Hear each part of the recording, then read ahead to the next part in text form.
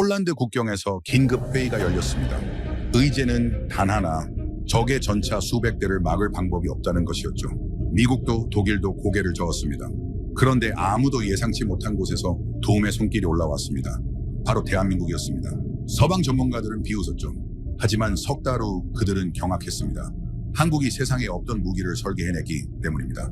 불가능을 가능으로 바꾼 한국의 기술력, 그 충격적인 실체가 궁금하지 않으십니까? 무슨 일인지 바로 사연 들어보시죠. 시청 전 구독은 아니더라도 좋아요 한 번씩 눌러주시면 정말 큰 힘이 됩니다.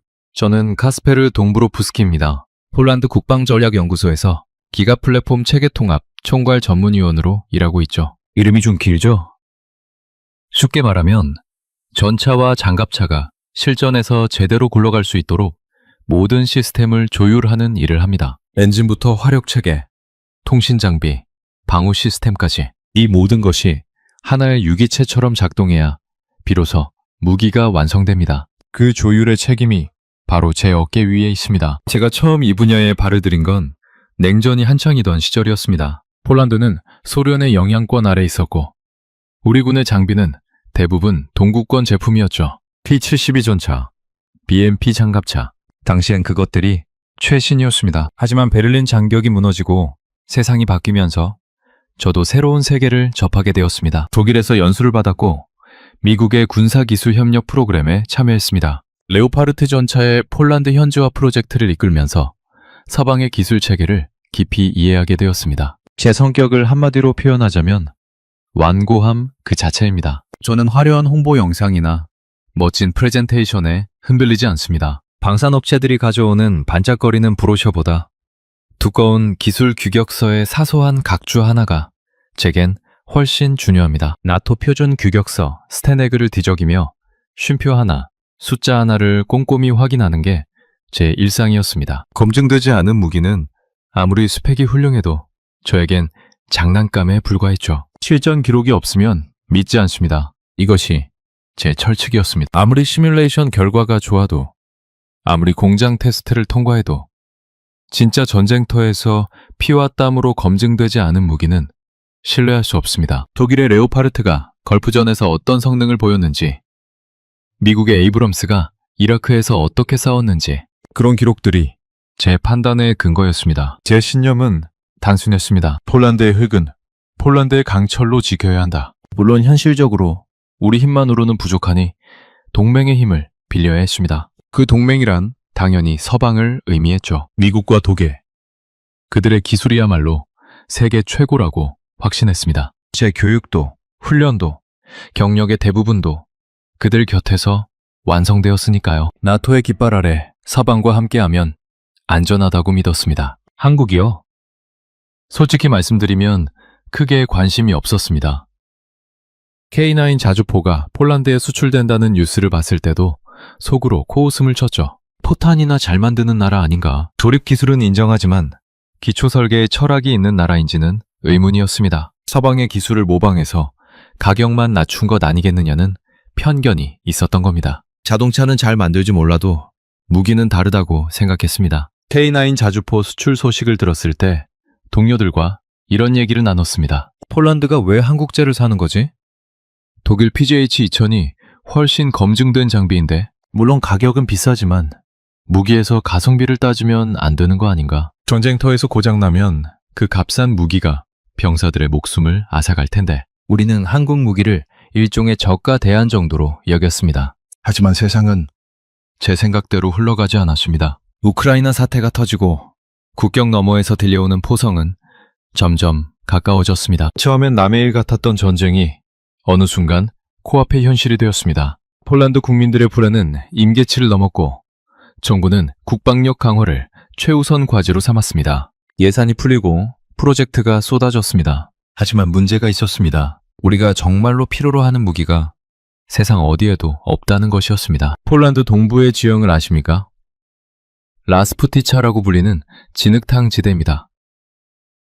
봄과 가을이면 땅 전체가 질퍽한 늪으로 변합니다. 60톤이 넘는 서방제 전차들은 이곳에 들어서는 순간 꼼짝도 못하게 됩니다. 늪에 빠진 코끼리 같은 신세가 되는 거죠. 특히 시급한 것은 지뢰살포 체계였습니다. 적의 기갑부대가 밀려올 때 신속하게 지뢰지대를 구축해서 진격을 막아야 합니다. 하지만 기존의 트럭 기반 살포 체계는 라스푸티차에서 무용지물이었습니다. 험지 돌파 능력이 전무했거든요. 트럭이 진흙에 빠지는 순간 우리 병사들은 적의 좋은 표적이 될 뿐이었습니다. 저는 서방 동맹국들의 도움을 요청했습니다. 우리의 특수한 지형에 맞는 커스텀 장비를 만들어 달라고요. 하지만 돌아온 대답은 한결같았습니다. 기존 제품 중에서 고르십시오. 커스터멀은 불가능합니다. 납기만 36개월이고 비용은 천문학적입니다. 그들에게 폴란드의 진흙탕 따위는 관심 밖이었던 겁니다. 우리는 그저 물건을 사주는 고객일 뿐이었습니다. 그때 제 책상 위에 낯선 제안서가 도착했습니다. 대한민국 한화 에어로스페이스에서 보낸 것이었죠. 저는 별 기대 없이 첫 페이지를 넘겼습니다. 또 하나의 브로셔겠거니 했습니다. 그런데 이상하게도 손을 멈출 수가 없었습니다. 그들은 우리의 고민을 정확히 파악하고 있었습니다. 마치 폴란드 국경에 직접 서서 진흙을 밟아본 사람들처럼요. 한국이라고요? 저는 속으로 되뇌었습니다. 이 머나먼 극동의 나라가 유럽의 전장을 이해한다고? 솔직히 믿기 어려웠습니다. 하지만 제안서의 내용은 무시할 수 없을 정도로 구체적이었습니다. 저는 처음으로 한국이라는 나라를 진지하게 바라보기 시작했습니다. 물론 그때까지도 저는 그들이 제 인생을 완전히 뒤바꿔 놓을 줄은 꿈에도 몰랐죠. 바르샤바의 겨울은 길고 혹독합니다. 11월부터 3월까지 태양은 잠시 얼굴을 내밀다 금세 사라지고 잿빛 구름이 하늘을 뒤덮습니다. 기온은 영하 10도 아래로 떨어지고 눈과 진눈깨비가 번갈아 내립니다. 하지만 정작 무서운 건 추위가 아닙니다. 봄이 오면서 시작되는 진흙탕 시즌, 라스푸티차가 문제입니다. 특히 동부 국경지대는 지옥이라 해도 과언이 아닙니다. 벨라루스와 맞닿은 늪지대는 기갑 부대에게 최악의 환경이죠. 여름엔 그나마 땅이 마르지만 봄, 가을의 라스푸티차 시즌이 되면 모든 게 달라집니다. 눈이 녹으면서 땅이 질퍽해지고 60톤짜리 전차가 들어가는 순간 바퀴가 허리까지 잠기고 맙니다. 역사적으로 나폴레옹도 히틀러도 이 라스푸티차에 발목이 잡혔습니다. 현대의 최신 전차들도 예외가 아닙니다. 매일 아침 저는 연구소에 출근해서 차륜형 지뢰 살포기의 테스트 결과지를 검토했습니다. 결과는 늘 실망스러웠죠. 평지에서는 그럭저럭 작동하지만 험지에선 꼼짝도 못합니다. 바퀴가 진흙에 빠지고 살포장치는 진동으로 오작동하고 병사들은 차량을 끌어내느라 적에게 무방비 상태로 노출됩니다. 테스트 영상을 볼 때마다 가슴이 답답해졌습니다. 이런 장비로 어떻게 국경을 지키겠습니까? 적이 전차 부대를 몰고 오면 우리는 신속하게 지뢰지대를 구축해서 진격을 막아야 합니다. 그런데 살포기가 진흙에 빠져버리면 모든 계획이 물거품이 됩니다. 병사들이 수동으로 지뢰를 설치하는 수밖에 없는데 그건 사실상 자살 행위입니다. 적의 포격이 쏟아지는 가운데 맨몸으로 땅을 파헤치라뇨. 동료 연구원들은 현실적인 타협을 권했습니다. 카스페르, 세상에 완벽한 무기는 없네. 기존 제품 중에서 그나마 나은 것을 고르세. 독일제든 미국제든 일단 도입하고 나중에 개선하면 되지 않겠나. 너무 이상만 쫓다간 아무것도 못 얻어. 그들의 말도 일리가 있었습니다. 하지만 저는 동의할 수 없었습니다. 나중이란 없습니다. 전쟁은 기다려주지 않습니다. 적이 쳐들어오는 순간 개선할 시간 따위 주어지지 않습니다. 지금 당장 쓸 수 있는 우리 땅에 맞는 장비가 필요합니다. 적당히 타협해서 구입한 무기가 전장에서 고장나면 그 대가는 병사들의 목숨입니다. 저는 그런 책임을 질 수 없었습니다. 폴란드의 역사를 아십니까? 우리는 200년 넘게 강대국들의 전쟁터였습니다. 18세기 말에 러시아, 프로이센, 오스트리아의 분할 정령당해 지도에서 사라졌습니다. 123년 만에 독립했지만 곧바로 제2차 세계대전이 터졌습니다. 나치 독일과 소련 사이에서 처참하게 짓밟혔죠. 아우슈비츠가 바로 폴란드 땅에 있습니다. 전쟁이 끝나도 평화는 오지 않았습니다. 소련의 위성국가로 전락해 또다시 자유를 잃었습니다. 그래서 폴란드 사람들에게 국방은 단순한 정책이 아닙니다. 생존의 문제입니다. 다시는 그런 비극을 겪지 않겠다는 절박함이 있습니다. 1989년 공산 정권이 무너지고 자유를 되찾았을 때 우리는 맹세했습니다. 이번에는 우리 손으로 우리를 지키겠다고. 나토에 가입하고 서방과 동맹을 맺고 군을 현대화했습니다. 하지만 정작 중요한 순간에 그 동맹은 제 역할을 하지 않았습니다. 우크라이나 사태 이후 그 절박함은 극에 달했습니다. 국경 너머로 전쟁의 불길이 번지고 있었으니까요. 뉴스에서 매일 포격 장면이 흘러나왔고 난민들이 국경을 넘어왔습니다. 시민들은 거리로 나와 외쳤습니다. 우리를 지켜줄 진짜 무기가 필요하다고요. 정치인들은 약속했습니다. 최신 장비를 도입하겠다고요. 예산이 대폭 늘어났고 군사력 증강 계획이 발표되었습니다. 하지만 현실은 녹록지 않았습니다. 서방 동맹국들의 태도는 냉담했습니다. 그들은 자신들의 기성품을 팔고 싶어 했지 폴란드의 특수한 요구에 맞춰줄 생각이 없었습니다. 독일 방산업체와 화상회의를 했을 때 기억이 납니다. 제가 지형 조건에 맞는 설계 변경을 요청하자 그들은 대뜸 이렇게 말했습니다. 우리 제품에 당신들의 전술을 맞추십시오. 그게 합리적인 방법입니다. 전 세계 수십 개국이 우리 장비를 쓰고 있습니다. 폴란드만을 위해 설계를 바꿀 수는 없습니다. 합리적이라고요? 저는 분노를 삼켜야 했습니다. 전쟁터에서 우리 병사들이 진흙에 빠져 죽어가는 게 합리적이란 말입니까? 하지만 그들에게 폴란드의 사정 따위는 중요하지 않았습니다. 돈만 받으면 그만이었죠. 나토 동맹이라는 말이 무색할 지경이었습니다. 미국도 마찬가지였습니다. 최신 장비를 원하십니까? 36개월 기다리십시오. 납기 단축은 불가능합니다. 커스텀 설계요.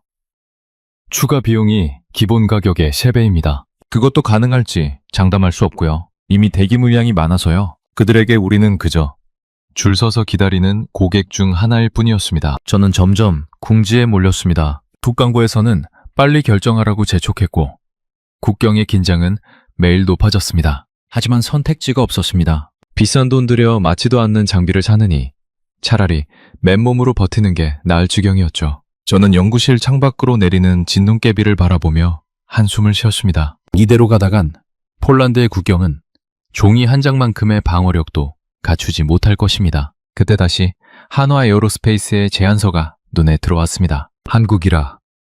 저는 반신반의하며 페이지를 넘겼습니다. 그런데 이상한 점을 발견했습니다. 그들은 기성품을 팔겠다고 하지 않았습니다. 대신 이렇게 적혀 있었죠. 미국의 요구사항을 말씀해 주십시오. 우리가 맞춤 설계해 드리겠습니다. 맞춤 설계라고요? 서방 업체들이 불가능하다고 잘라 말한 바로 그것을 한국은 하겠다고 했습니다. 저는 의심이 들었습니다. 허풍이 아닐까? 막상 계약하면 태도가 달라지지 않을까? 하지만 어쩐지 무시할 수가 없었습니다. 지푸라기라도 잡고 싶은 심정이었으니까요. 설마 했지만 혹시나 하는 마음으로 제안서를 끝까지 읽었습니다. 서방 동맹의 민낯이 드러나기 시작한 건 그 무렵이었습니다. 표면적으로는 나토의 결속을 강조했지만 실상은 달랐습니다. 미국과 유럽의 거대 방산 기업들은 폴란드의 특수한 지형 조건을 철저히 무시했습니다. 그들에게 중요한 건 오직 계약 규모와 이윤뿐이었죠. 폴란드의 라스푸티차? 그게 뭔지도 모르는 사람들이 태반이었습니다. 가장 답답한 건 납기 문제였습니다. 부품 하나를 받는데 1년이 걸린다면 그건 이미 무기가 아닙니다. 전쟁은 기다려주지 않으니까요. 독일 업체에서 날아온 통보서를 보고 저는 한숨을 내쉬었습니다. 핵심 부품 납기 지연. 예상 소요기간 36개월. 36개월이면 3년입니다. 그 사이에 무슨 일이 벌어질지 아무도 모릅니다. 전쟁이 터지면 끝입니다. 나토의 지원 체계는 이론적으로는 훌륭했습니다. 집단 안보, 상호 방위 조약, 통합 군사 지휘 체계. 하지만 현실은 달랐습니다. 보유는 느렸고 의사결정은 더뎠습니다. 동맹의 화력은 강력하지만 그 화력이 우리 국경에 도착하기 전에 우리는 잿더미가 될 것이다. 저는 이런 암울한 계산을 되풀이했습니다. 더 불길한 조짐도 있었습니다. 서방 업체들이 한국의 동향을 예민하게 주시하기 시작한 겁니다. 폴란드가 K9 자주포를 도입한다는 소식이 알려지자 로비스트들이 움직였습니다. 그들은 저를 찾아와 은밀히 경고했습니다. 카스페르 박사, 한국 무기는 가성비일 뿐입니다. 극한 상황에서의 신뢰성은 0에 가깝습니다. 실전 기록이 없지 않습니까? 검증되지 않은 무기에 국가의 운명을 걸지 마십시오. 잘못된 선택을 하면 후회해도 소용없습니다. 처음엔 조언인 줄 알았습니다. 하지만 시간이 지나면서 그들의 진짜 의도가 드러났습니다. 족삭임은 점점 노골적인 위협으로 변했습니다. 한국과의 협력을 확대하면 기존 계약의 기술 이전을 재검토하겠다는 통보가 날아왔습니다. 쉽게 말해 우리말 안 들으면 부품 공급 끊겠다는 협박이었죠. 동맹이 이래도 되는 겁니까? 저는 분노와 허탈함을 동시에 느꼈습니다. 한 번은 미국 업체 담당자와 통화를 했는데 그의 말투가 거슬렸습니다. 폴란드가 한국제를 선택하면 미국은 폴란드를 전략적 파트너로 보기 어렵습니다. 신중하게 결정하시기 바랍니다. 그것은 조언이 아니라 협박이었습니다. 동맹이라는 이름 뒤에 숨은 추악한 이해관계가 드러나는 순간이었습니다. 국경의 긴장감은 하루가 다르게 고조되었습니다. 적의 기동 소식이 들릴 때마다 제 심장은 쿵쾅거렸습니다. 정보 보고서에는 국경 인근에서 병력 이동 징후가 포착되었다는 내용이 실렸습니다. 훈련인지 실제 공격 준비인지 알 수 없었습니다. 만약 지금 전면전이 벌어진다면 우리는 진흙탕에서 허우적대다가 당할 수밖에 없습니다. 지뢰 살포를 위해 트럭이 노출되는 순간 적 저격병에 좋은 먹잇감이 됩니다. 드론 시대에 느릿느릿 움직이는 트럭은 자살햄이나 다름없습니다. 적의 무인기가 상공에서 지켜보다가 GPS 좌표만 찍어주면 포격이 쏟아집니다. 우리 병사들은 지뢰 한 발 제대로 뿌려보지도 못하고 쓰러질 겁니다. 이런 참혹한 시나리오가 제 머릿속을 떠나지 않았습니다. 저는 깊은 고립감에 빠졌습니다. 우방국들은 입으로는 지켜주겠다고 하면서 정작 우리가 필요한 건 아무것도 해주지 않았습니다. 그들의 무기는 화력은 강력했지만 우리 땅에는 맞지 않았습니다. 우리의 설계 변경 요청은 번번이 거절당했고요. 동맹이란 게 이런 건가 싶었습니다. 위기가 닥치면 각자 도생인가요? 그때 저는 한 가지 결론에 도달했습니다. 범용 무기로는 이 국경을 지킬 수 없다. 폴란드만을 위한 맞춤형 무기가 필요하다. 전차처럼 견고하고 험지를 돌파할 수 있으며 빠르게 지뢰를 살포할 수 있는 무기. 세상 어디에도 없는 무기. 하지만 그런 무기를 만들어줄 나라가 어디 있단 말입니까?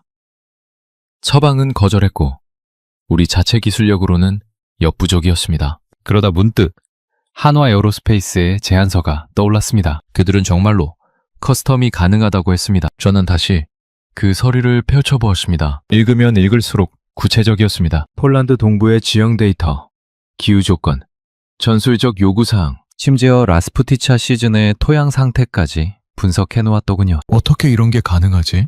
한국은 지구 반대편에 있는 나라입니다. 폴란드의 라스푸티차를 직접 경험했을 리 없습니다. 그런데 어떻게 이토록 정확하게 파악했을까요? 나중에 알게 된 사실이지만 그들은 공개된 위성자료, 학술 논문, 폴란드 국방부의 발표 자료 등을 철저히 분석했더군요. 자기 나라 땅도 아닌 곳의 지형을 그토록 열심히 연구한 겁니다. 그 성실함에 저는 조금 놀랐습니다. 하지만 여전히 의심은 남아 있었습니다. 제안서야 얼마든지 그럴듯하게 쓸 수 있습니다. 문제는 실행 능력이죠. 정말로 그들이 서방도 못한다는 맞춤 설계를 해낼 수 있을까? 저는 확인해 보기로 했습니다. 직접 만나서 눈을 보면 진심인지 허풍인지 알 수 있을 테니까요. 저는 한국 측에 미팅을 요청했습니다. 그들의 대답은 놀라울 정도로 빨랐습니다. 다음 주에 바르샤바로 가겠습니다. 어디서 만날까요? 서방 업체들이었다면 일정 조율에만 몇 달이 걸렸을 겁니다. 담당자 확인하고 본사 승인받고 출장 계획 세우고 한 달은 기본이죠. 한국은 일주일 만에 대륙을 건너오겠다고 했습니다. 이 속도감은 대체 뭘까마?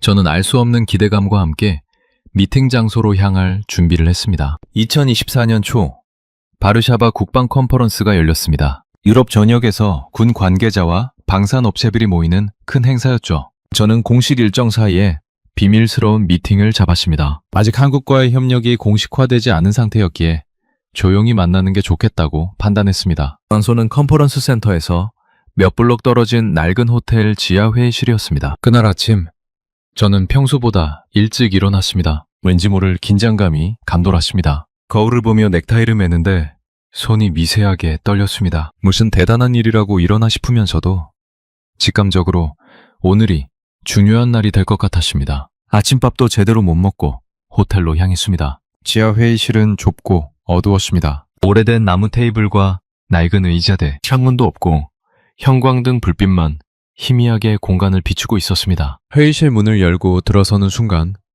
저는 묘한 긴장감을 느꼈습니다. 5명의 한국인이 테이블 앞에 이미 도착해 앉아 있었습니다. 그들의 눈빛이 예사롭지 않았습니다. 호기심도 긴장감도 아니었습니다. 확신에 찬 눈빛이었습니다. 마치 자신들이 무엇을 가져왔는지 정확히 아는 사람들 같았죠. 저는 악수를 나누며 그들을 관찰했습니다. 양복은 단정했지만 화려하지 않았고 손에는 굳은 살이 박혀 있었습니다. 사무실에만 앉아있는 사람들이 아니었습니다. 인사를 나눈 뒤 본론으로 들어갔습니다. 그들의 수석 연구원이 가방에서 태블릿을 꺼내십니다. 박사님, 저희가 준비한 것을 보여드리겠습니다. 태블릿 화면을 돌려 제 앞에 놓았습니다. 3차원 렌더링 이미지가 떴는데 처음 보는 형태의 장비가 표시되어 있었습니다. 저는 눈을 의심했습니다. 박사님, 트럭은 포기하십시오. 저희가 제안드리는 것은 K9 자주포의 궤도형 차체, 지뢰 발사기를 얻는 바오벵 G 프로젝트입니다. 저는 멍하니 화면을 바라보았습니다. 자주포 차체의 지뢰를? 그건 상식적으로 불가능한 조합이었습니다. 세계 어느 나라도 시도한 적 없는 개념이었죠. 자주포는 자주포로 쓰고 지뢰 살포기는 별도의 플랫폼을 사용하는 게 상식이었습니다. 머리를 한 대 얻어맞은 기분이었습니다. 잠깐만요. 무게중심은 어떻게 합니까? 포탑을 떼어내고 살포 모듈을 올리면 하중 분포가 완전히 달라집니다. 지뢰 발사 시 반동은요? 궤도 차체가 그 충격을 버틸 수 있습니까? 전력 공급 문제는 해결했습니까? 살포 시스템을 구동하려면 엄청난 전력이 필요합니다. 하나부터 10까지 새로 설계해야 합니다. 그게 몇 년 걸릴 줄 아십니까? 저는 일부러 까다롭게 질문을 던졌습니다. 상식적으로 이런 복합 플랫폼의 개발에는 최소 5년에서 10년은 걸립니다. 투조 원의 예산도 필요하고요. 서방 업체들이었다면 여기서 말을 돌렸을 겁니다. 좋은 지적입니다. 추가 검토가 필요합니다.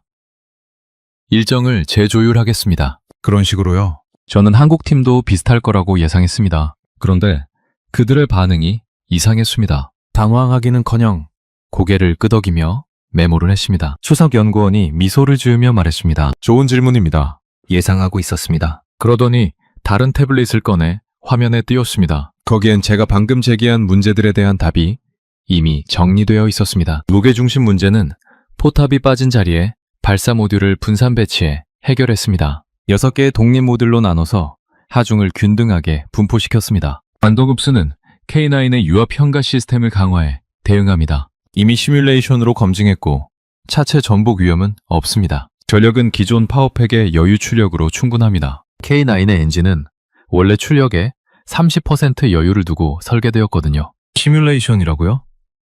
저는 반사적으로 되물었습니다. 그들은 이미 가상 테스트까지 마친 상태였던 겁니다. 화면에 영상이 재생되기 시작했습니다. 마상의 베오벵 G가 눈 덮인 지형을 돌파하며 지뢰를 살포하는 장면이었죠. 놀랍게도 그 지형은 제가 매일 보고서에서 검토하던 폴란드 동부 국경지대와 흡사했습니다. 어떻게 우리 지형 데이터를 이렇게 정확히 확보한 겁니까? 공개된 위성 자료와 학술 논문을 분석했습니다. 지질학 연구, 기상 데이터, 식생 분포까지 종합했습니다. 그리고 폴란드 국방부가 발표한 전술 요구사항도 참고했고요. 박사님, 저희는 제안하러 온 게 아닙니다. 해결책을 가져왔습니다. 커피가 식는 줄도 모르고 화면에 몰입했습니다. 그들의 렌더링 속에는 제가 밤새 고민하던 문제들의 해답이 3차원 모델링으로 구현되어 있었습니다. 무게 분산 방식, 모듈 배치, 장갑 강화 설계, 심지어 라스푸티차 조건에서의 접지압 분석까지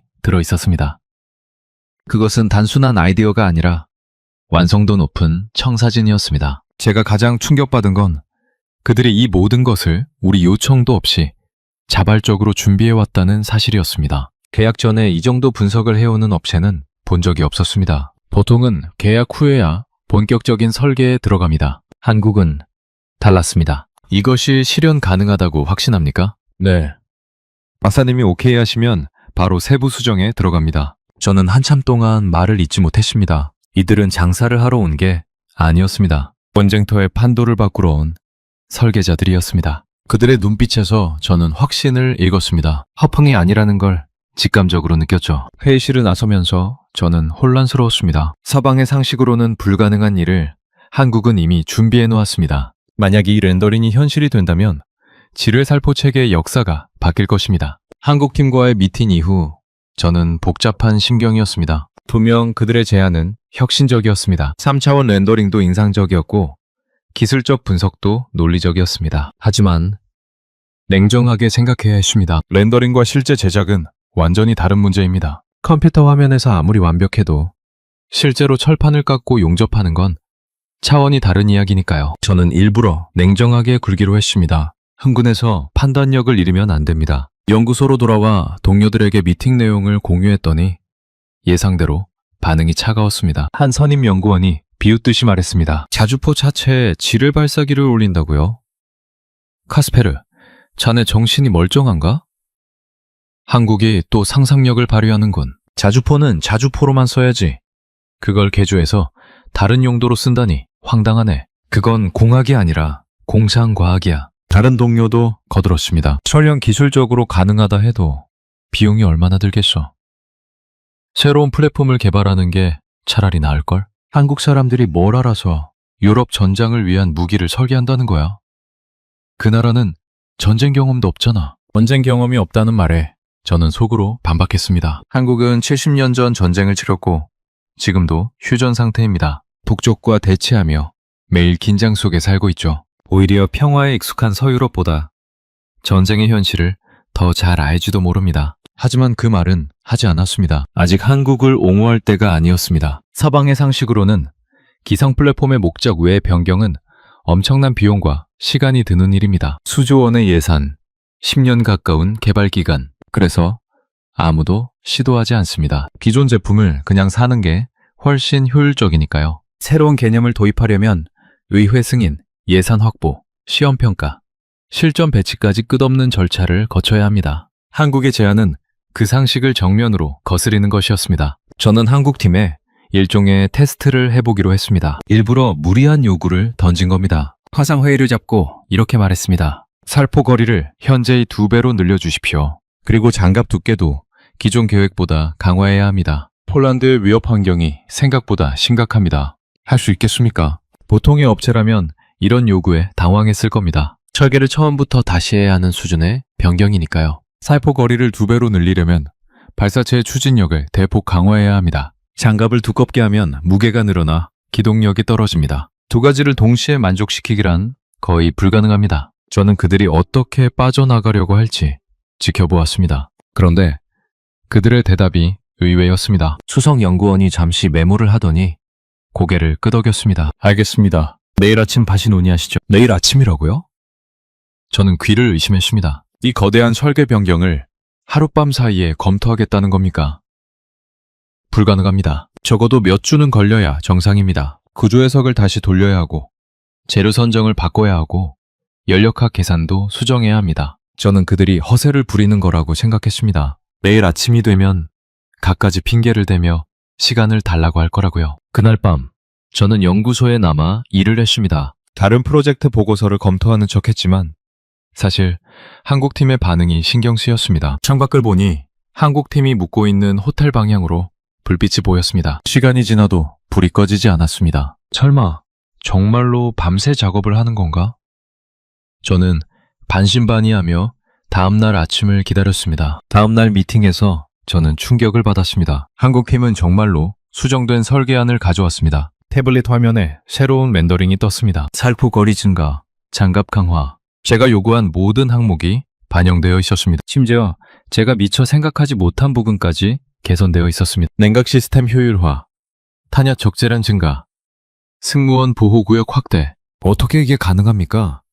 하룻밤 만에 이 정도 수정을요? 수석 연구원이 설명했습니다. 저희 본사의 설계팀과 실시간으로 협업했습니다. 한국과 폴란드의 시차가 8시간이니까요. 저희가 잠들 때 본사가 작업하고 본사가 잠들 때 저희가 검토합니다. 24시간 릴레이 설계입니다. 24시간 릴레이. 저는 멍하니 그 말을 곱씹었습니다. 서방 업체들은 시차를 핑계로 일정을 늦추곤 했습니다. 미국 본사 확인이 필요합니다.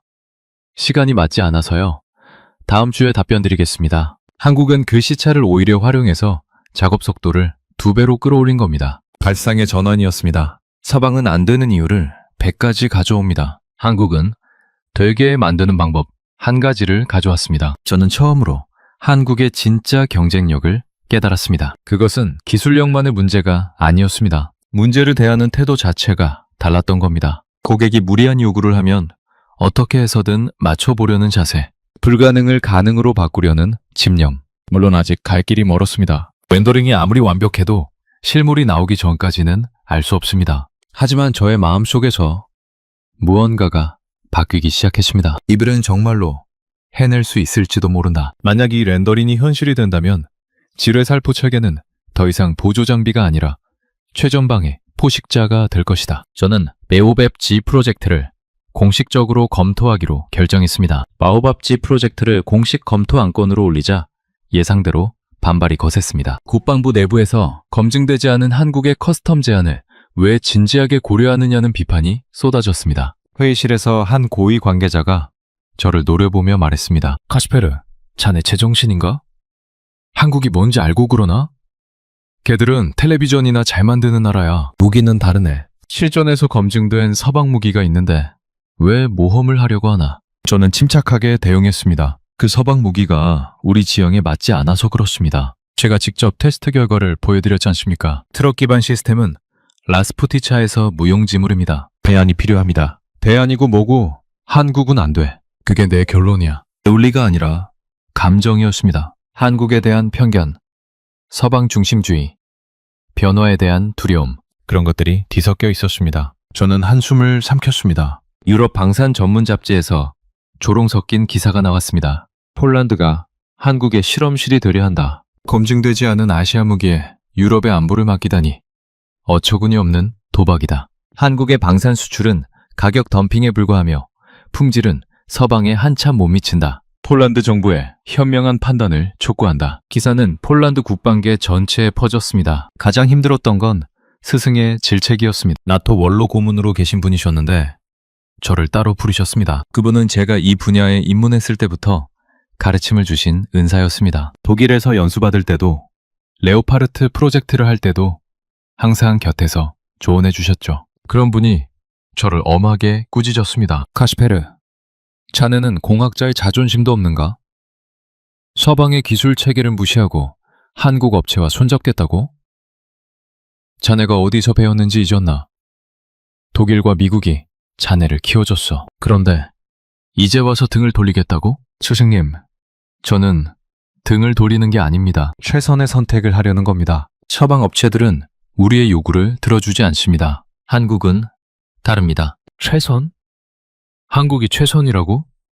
웃기지 마. 걔들이 뭘 안다고. 실전 경험도 없는 나라야. 전에 경력이 어떻게 쌓였는지 잊지 마라. 잘못된 선택을 하면 자네 미래도 없어. 스승님의 말씀은 뼈 아팠습니다. 제가 걸어온 길은 모두 서방 기술 위에 세워진 것이었습니다. 독일에서 공부하고 미국에서 연수받고 나토 표준화 작업에 참여했습니다. 그런 제가 한국 무기를 밀어주는 것은 일종의 배신처럼 보일 수도 있었습니다. 저는 고개를 숙일 수밖에 없었습니다. 프로젝트 예산 승인이 미뤄지기 시작했습니다. 표면적인 이유는 추가 검토가 필요하다는 것이었지만 실제로는 정치적 압박이었습니다. 서방 방산 업체들의 로비가 작동한 겁니다. 그들은 폴란드가 한국과 손잡는 것을 원치 않았습니다. 폴란드가 한국제를 선택하면 도미노처럼 다른 나라들도 따라할 테니까요. 그건 그들의 시장을 잃는 것이었습니다. 설상가상으로 기술적 공격도 시작되었습니다. 어디선가 흘러나온 시뮬레이션 결과가 돌았습니다. 지뢰살포 모듈의 반동을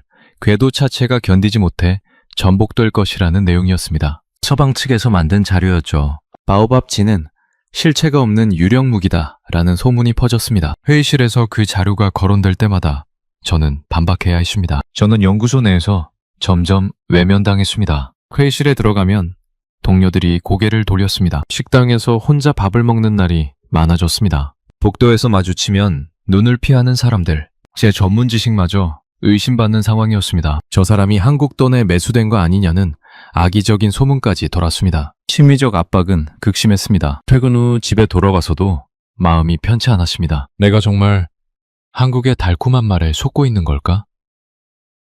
렌더링만 보고 흥분해서 판단력을 잃은 건 아닐까?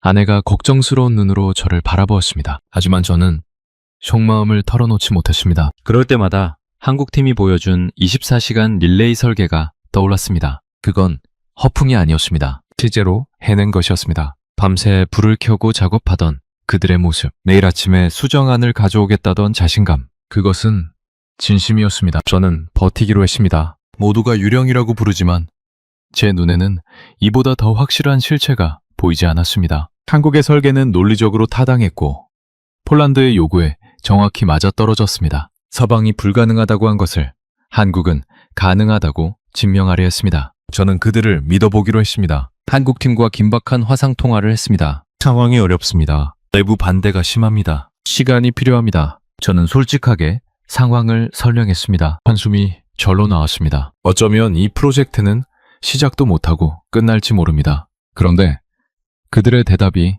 의외였습니다. 수석 연구원이 차분하게 말했습니다. 알고 있습니다, 박사님.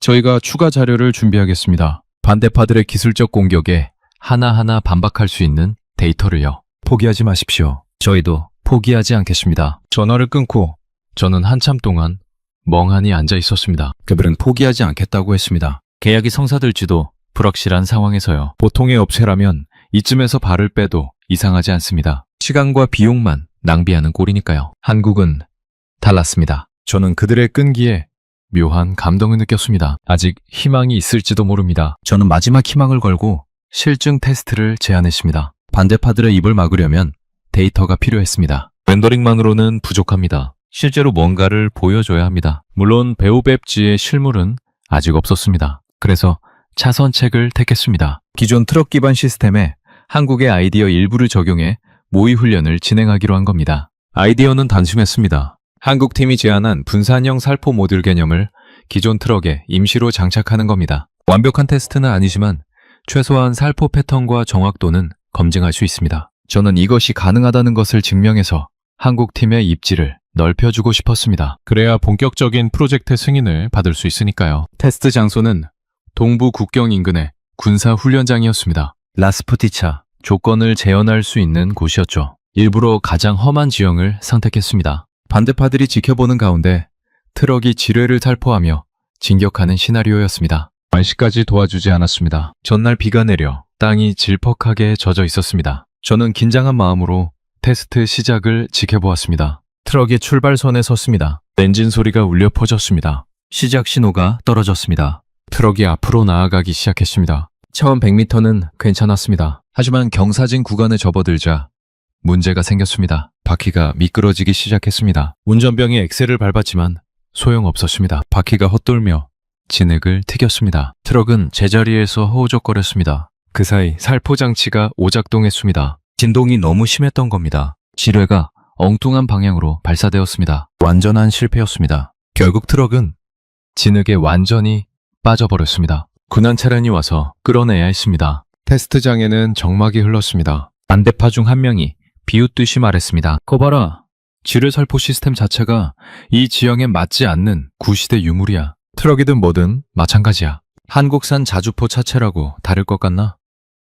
결국 똑같이 진흙에 빠지고 말 거야. 이건 시간 낭비야. 다른 반대파가 거들었습니다. 카스페르, 자네 이제 눈을 뜨게. 한국의 렌더링은 그저 그림일 뿐이야. 현실은 저런 거라고. 진흙탕에서 허우적대다 죽는 거. 더 이상 이 프로젝트에 시간 낭비하지 말게나. 조롱이 쏟아졌습니다. 저는 반박할 수가 없었습니다. 눈앞의 결과가 너무나 참담했으니까요. 이 속에서 장비를 정리하는 병사들의 뒷모습이 보였습니다. 그들의 어깨는 축 처져 있었습니다. 저도 마찬가지였습니다. 정치적 위기가 찾아왔습니다. 테스트 실패 소식이 퍼지면서 프로젝트 폐기 압력이 거세졌습니다. 국방부 고위층에서 전화가 왔습니다. 카스페르, 더 이상은 안 되겠네. 이 프로젝트는 접게. 한국팀에게 철수를 권고하게나. 우리도 체면이 있으니 조용히 끝내세. 저는 수화기를 붙잡고 말을 잇지 못했습니다. 한국팀에게 뭐라고 해야 하지?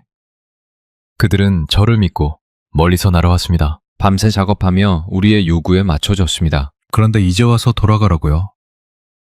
저는 비겁한 짓을 해야 하는 상황이었습니다. 그날 밤 저는 한국팀 숙소로 찾아갔습니다. 무거운 발걸음이었습니다. 문을 두드리자 수석 연구원이 문을 열었습니다. 그의 표정은 담담했습니다. 이미 테스트 결과를 알고 있는 눈치였습니다. 죄송합니다. 테스트가 실패했습니다. 프로젝트가 폐기될 것 같습니다. 저는 고개를 숙였습니다. 그런데 그의 반응이 의외였습니다. 그는 저를 안으로 들어오라고 했습니다. 방 안에는 다른 한국 연구원들이 모여 있었습니다. 그들은 노트북 앞에 앉아 무언가를 열심히 분석하고 있었습니다. 테스트 영상을 되감아 보며 데이터를 추출하고 있었던 겁니다. 박사님, 오늘 테스트는 저희에게도 귀중한 자료입니다. 실패가 아니라 학습입니다. 트럭이 실패한 이유가 명확해졌지 않습니까? 접지한 문제, 무게 분산 문제, 현가 시스템의 한계. 이걸 K9 차체가 어떻게 해결할 수 있는지 더 확실히 보여드릴 수 있게 되었습니다. 저는 어이가 없었습니다. 이 상황에서 학습이라니요. 프로젝트가 끝나가는데요. 하지만 그들의 눈빛에는 포기라는 단어가 없었습니다. 오히려 불꽃이 튀고 있었습니다. 내일 아침 새로운 비교 분석 자료를 드리겠습니다. 오늘의 실패 데이터와 K9 기반 바오밥치의 예상 성능을 나란히 보여주면 누구든 납득할 겁니다. 박사님, 아직 끝난 게 아닙니다. 저는 말문이 막혔습니다. 이 사람들은 대체 뭘까? 보통이라면 짐을 싸고 비행기 표를 끊을 상황입니다. 그런데 그들은 밤새 작업을 하겠다고 합니다. 이 끈기는 어디서 나오는 걸까요? 축소를 나서면서 저는 결심했습니다. 나도 포기하지 않겠다. 이 사람들이 이렇게 버티는데 내가 먼저 무릎 꿇을 순 없다. 저는 내일 국방부에 연락해서 시간을 더 달라고 요청할 겁니다. 한국팀의 새로운 자료를 보여줄 기회를 달라고요. 마지막 기회라도 잡아야 합니다. 집으로 돌아가는 길. 차창 밖으로 차가운 빗줄기가 흘러내렸습니다. 하지만 마음속에는 희미한 불씨가 타오르고 있었습니다. 한국 사람들의 그 불굴의 의지가 저에게 옮겨붙은 것 같았습니다. 며칠 후, 저는 완전히 지쳐 있었습니다. 테스트 실패 이후 모든 것이 암울해 보였습니다. 내가 너무 무모했던 걸까? 세상에 없던 무기를 만들겠다는 건 오만이었나?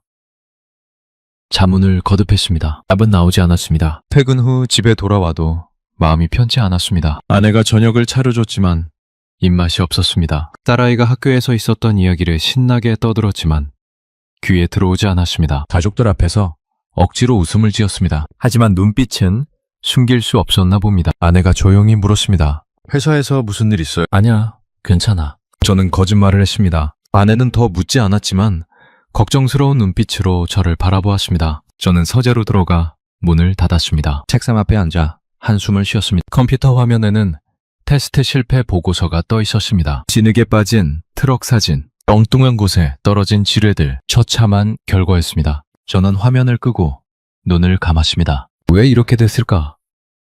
저는 과거를 되돌아보았습니다. 폴란드는 역사적으로 기술 도입에서 여러 번 실패를 경험했습니다. 소련 시절에는 동구권 무기에 의존했고 독립 후에는 서방 무기로 전환하면서 시행착오를 겪었습니다. 맞지 않는 장비를 억지로 도입해서 고생한 적이 한두 번이 아닙니다. 그때의 실패들이 지금의 보수적인 문화를 만들었습니다. 동료들이 한국을 거부하는 것도 그런 트라우마 때문일지 모릅니다. 또 실패하면 어쩌나, 검증된 것만 쓰자, 새로운 시도는 위험하다, 그런 두려움이 깔려있는 겁니다. 저도 그 두려움에서 자유롭지 못했습니다. 독일이나 미국의 무기를 샀다면 최소한 비난은 받지 않았을 텐데 문득 그런 생각이 들었습니다. 비싸고 맞지 않더라도 사방제를 사시면 누구도 뭐라 하지 않았을 겁니다. 실패해도 변명거리가 있으니까요. 독일제도 안 되는 걸 어떻게 하겠어? 이렇게 말하면 되니까요. 하지만 한국제를 골랐다가 실패하면 네가 왜 그걸 골랐어? 하고 욕을 먹겠죠. 저는 안전한 선택과 옳은 선택 사이에서 갈등했습니다. 안전한 선택은 포기하는 것입니다. 한국팀에게 고맙다고 하고 프로젝트를 접고 원래대로 서방 업체와 협상하는 거죠. 옳은 선택은 계속 밀어붙이는 것입니다. 실패의 위험을 감수하고 진짜로 폴란드에 필요한 무기를 만드는 거죠. 그때 휴대폰이 울렸습니다. 낯선 번호였습니다. 받아보니 한국팀의 이한 부사장이었습니다. 그는 한화 에어로스페이스의 경영진이지만 원래 K9 개발 초기부터 현장을 누빈 책임 연구원 출신이었습니다. 기술과 경영을 모두 아는 드문 사람이었죠. 카스페르 위원님, 지금 시간 괜찮으십니까? 잠깐 뵙고 싶습니다. 지금이요? 밤 10시가 넘은 시각이었습니다. 네, 중요한 말씀을 드리고 싶습니다. 위원님 댁 근처 카페에 저 기다리겠습니다. 저는 코트를 걸치고 집을 나섰습니다. 아내가 의아한 표정을 지었지만 설명할 겨를이 없었습니다. 차가운 밤 공기가 얼굴을 때렸습니다. 카페에 도착하니 이한 부사장이 창가 자리에 앉아 있었습니다. 그의 눈빛이 예사롭지 않았습니다. 좌절이 아니라 새로운 결의가 담겨 있었습니다. 위원님, 솔직히 말씀드리겠습니다. 저는 이한 부사장의 말을 들었습니다. 오늘 테스트에서 실패한 건 트럭입니다. 저희의 개념이 아닙니다. 트럭 기반 시스템의 한계가 드러났을 뿐이지 베오뵙지 프로젝트의 가능성이 부정된 건 아닙니다. 그는 태블릿을 꺼내 화면을 보여주었습니다. 오늘 테스트 데이터를 분석했습니다. 트럭이 실패한 지점의 토양 조건, 경사도, 하중 분포, K9 차체였다면 어떤 결과가 나왔을지 시뮬레이션 해봤습니다. 결과를 보시겠습니까? 화면에 두 개의 그래프가 나란히 떴습니다. 하나는 오늘 트럭의 실제 데이터, 다른 하나는 K9 기반의 예상 데이터. 차이가 확연했습니다. K9의 궤도는 접지압을 효과적으로 분산시켜 같은 조건에서도 치마가 거의 없었습니다. 이한 부사장이 진지하게 말했습니다. 위원님, 저희 K9을 만들 때도 전 세계가 비웃었습니다. 한국이 자주포를, 독일 PH2000을 따라잡겠다고? 불가능하다고 했습니다. 하지만 저희는 해냈습니다. 한국의 산악 지형을 정복했고 이제 전 세계에 수출하고 있습니다. 폴란드의 늪? 그건 저희에게 새로운 도전일 뿐입니다. 새로운 놀이터입니다. 저는 그의 눈을 바라보았습니다. 거기엔 거짓이 없었습니다. 순수한 자신감과 열정이 타오르고 있었습니다. 이 사람은 진심이다. 저는 직감적으로 느꼈습니다. 다시 한번 저희 설계도를 봐주십시오. 저희는 단 한 번도 불가능하다는 말을 배운 적이 없습니다. 저는 한참 동안 말이 나오지 않았습니다. 이 사람들은 포기를 모릅니다. 아니, 포기라는 단어 자체가 그들의 설계도에는 없는 것 같았습니다. 저는 결심했습니다. 좋습니다. 한 번 더 해봅시다. 이한 부사장은 단순한 경영진이 아니었습니다. 그는 K9 자주포 개발 초기부터 현장을 누빈 기술자였습니다. 연구소에서 밤을 새우며 설계 도면을 그렸고 공장에서 용접공들과 함께 철판을 깎았습니다. 그의 손마디에 박힌 굳은 살이 그 세월을 증명했습니다. 출세해서 임원이 된 후에도 현장을 떠나지 않았습니다. 문제가 생기면 직접 뛰어들어 해결하는 스타일이었죠. 저는 그런 사람을 처음 보았습니다. 서방의 방산업체 임원들은 대부분 양복 입고 회의실에 앉아 있습니다. 기술은 엔지니어들에게 맡기고 자기들은 계약서와 프레젠테이션만 다루죠. 이한 부사장은 달랐습니다. 기술을 알고 현장을 알고 고객의 고통을 알았습니다. 그날 밤 카페에서 나눈 대화가 전환점이 되었습니다. 이한 부사장은 저를 설득만 한 게 아니었습니다. 구체적인 해결책을 가져왔습니다. 그 자리에서 베오백지의 하중 분산 방식을 재설계했습니다. 냅킨에 펜으로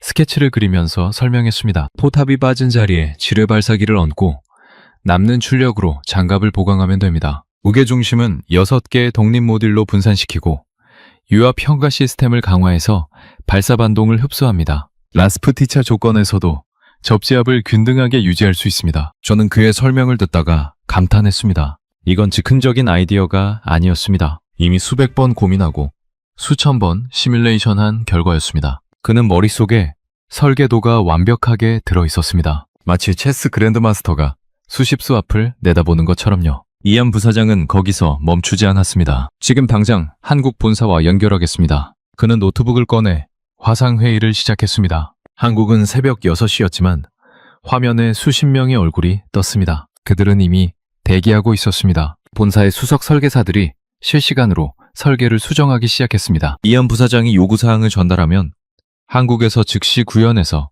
보여줬습니다. 3차원 모델링이 눈앞에서 변화했습니다. 장갑 두께가 조정되고 모듈 배치가 최적화되고 전력 분배 시스템이 개선되었습니다. 저는 그 광경을 경이롭게 바라보았습니다. 그것은 마치 거대한 오케스트라가 지휘자의 손짓 하나에 완벽한 화음을 만들어내는 것 같았습니다. 수십 명의 엔지니어가 대륙을 건너 실시간으로 협업하고 있었습니다. 시차를 극복하고 거리를 무시하고 하나의 목표를 향해 달려가고 있었습니다. 당신들은 왜 이렇게까지 합니까? 저는 궁금해서 물었습니다. 계약도 안 됐는데 프로젝트가 폐기될 수도 있는데 왜 이렇게 시간과 노력을 쏟습니까? 이한 부사장이 미소 지으며 대답했습니다. 저희는 동맹의 안전을 커스텀하는 사람들이니까요. 폴란드가 필요로 하는 걸 만들어주는 게 저희의 일입니다. 계약서보다 신뢰가 먼저입니다. 저희가 진심을 보여드리면 결과는 따라올 거라고 믿습니다. 동맹의 안전을 커스텀한다. 그 말이 가슴에 박혔습니다. 서방 업체들은 자기네 제품에 우리를 맞추라고 했습니다. 한국은 우리에게 맞춰주겠다고 합니다. 이 차이가 얼마나 큰지 저는 절실히 느꼈습니다. 저는 처음으로 한국의 민력이라는 데이터 너머의 진심을 보았습니다. 그들은 단순히 무기를 팔러 온 게 아니었습니다. 폴란드의 안보를 걱정하고 폴란드 병사들의 생명을 소중히 여기고 있었습니다. 그 진심이 기술력보다 더 감동적이었습니다. 화상회의가 끝날 무렵 저는 결심을 굳혔습니다. 좋습니다. 전 세계를 놀라게 할 악마의 전차를 종이 위에서 완성해 봅시다. 저도 더 이상 물러서지 않겠습니다. 반대파와 싸우겠습니다. 국방부를 설득하겠습니다. 어떤 대가를 치르더라도 이 프로젝트를 살리겠습니다. 이한 부사장이 손을 내밀었습니다. 저는 그 손을 굳게 잡았습니다. 그 악수는 단순한 인사가 아니었습니다. 두 나라의 엔지니어가 맺은 동맹의 서약이었습니다. 카페를 나서며 동쪽 하늘을 보았습니다. 어둠 사이로 새벽빛이 스며들고 있었습니다. 새로운 시작이었습니다. 이한 부사장과의 만남 이후 저는 완전히 다른 사람이 되었습니다. 두려움은 사라지고 결의만 남았습니다. 반대파가 뭐라 하든 스승님이 질책하시든 저는 밀어붙이기로 했습니다. 이 프로젝트가 폴란드를 위한 최선의 선택이라는 확신이 생겼으니까요. 먼저 배우백지의 최종 설계를 확정해야 했습니다. 한국팀과 밤낮 없이 회의를 거듭했습니다. 서울과 바르샤바를 오가는 화상 통화가 매일 이어졌습니다. 시차를 활용한 24시간 릴레이 설계가 본격적으로 가동되었습니다. 핵심 전략은 명확했습니다. 기존의 모든 상식을 뒤엎는 하이브리드 기가 플랫폼, 자주포의 기동력과 지뢰살포기의 화력을 결합한 새로운 개념의 무기, 세상 어디에도 없는 폴란드만을 위한 맞춤형 장비. 1단계는 K9의 고기동 파워팩을 그대로 유지하는 것이었습니다. 1000마력이 넘는 강력한 엔진은 라스푸티차에서도 충분한 기동력을 보장합니다. 독일제 엔진을 라이선스 생산하는 것인데 폴란드에서 이미 K9을 도입했으므로 정비 인프라도 갖춰져 있습니다. 2단계는 6개의 살포 모듈을 독립 제어 시스템으로 통합하는 것이었습니다. 각 모듈이 따로 작동할 수 있어서 일부가 고장나도 나머지로 임무를 수행할 수 있습니다. 중복성 설계라고 하죠. 전장에서는 이런 안전장치가 생사를 가릅니다. 가장 혁신적인 부분은 인공지능 기반 지형 분석 시스템이었습니다. 지뢰를 단순히 뿌리는 게 아니라 인공지능이 지형을 실시간으로 분석해서 최적의 차단 지점에 로켓처럼 발사합니다. 적전차의 예상 진격로를 계산하고 가장 효과적인 위치에 지뢰를 배치하는 겁니다. 이런 시스템은 세계 어디에도 없었습니다. 살포 성능도 압도적이었습니다. 2분 안에 192발의 지뢰를 5km 밖까지 발사할 수 있습니다.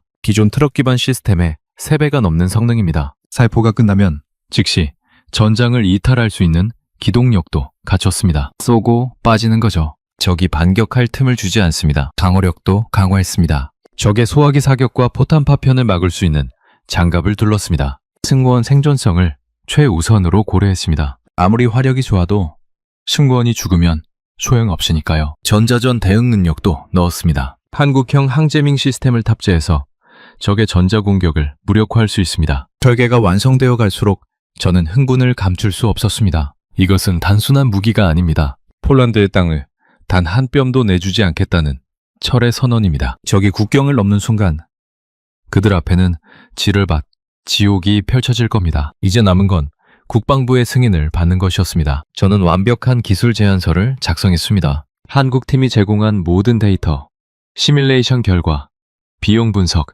일정 계획, 수백 페이지에 달하는 문서였습니다. 한 글자 한 글자에 저의 확신을 담았습니다. 국방장관에게 보고하는 날, 저는 떨리는 마음으로 회의실에 들어섰습니다. 반대파들도 자리하고 있었습니다. 그들의 눈빛이 차가웠습니다. 하지만 저는 물러서지 않았습니다. 프레젠테이션을 시작했습니다. 대통령님, 베오백지는 세상에 없던 무기입니다. 하지만 한국이기에 가능한 무기입니다. 저희가 필요한 것을 정확히 만들어주겠다고 합니다. 서방은 거절했습니다. 한국은 해내겠다고 합니다. 저는 한국을 믿습니다. 발표가 끝나고 긴 침묵이 흘렀습니다. 반대파 중 한 명이 입을 열려는 순간 국방장관이 손을 들어 제지했습니다. 그리고 천천히 말했습니다. 검토해보겠네. 추가 자료를 제출하게. 그것은 거절이 아니었습니다. 기회였습니다. 저는 고개를 숙여 인사했습니다. 감사합니다, 대통령님.